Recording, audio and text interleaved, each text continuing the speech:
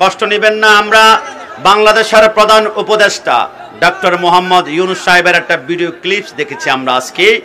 তিনি সরকারে মদিনা এবং তার স্ত্রী আমাদের মা উম্মাহাতুল মুমিনিন হযরতে মা খাদিজাতুল কুবরা রাদিয়াল্লাহু তাআলা আনহাকে নিয়ে হাস্যরস। The Prophet of Islam, he married a businesswoman.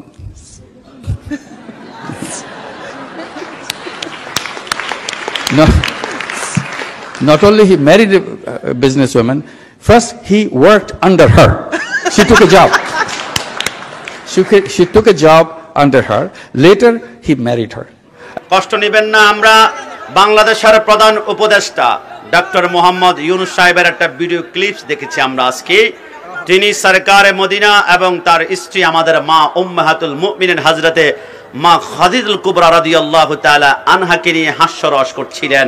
তিনার জানা উচিত যে my prophet my soul, my prophet my heart, my prophet my love, আন-নাবিয়্যু আওলা বিল মুমিনিনা মিন আনফুসিহিম।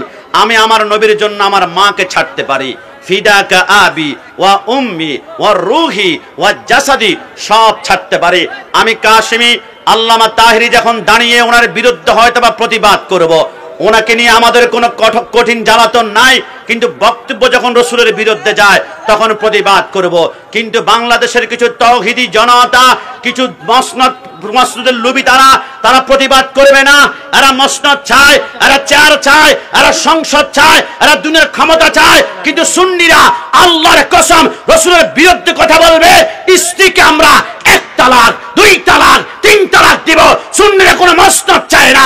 সুন্নিরা চাওয়া একটা, মৃত্যুর আগ পর্যন্ত মদিনাওয়ালা দুলানির তামান্না চাই। ডান হাত তুলে বলো ঠিক কিনা?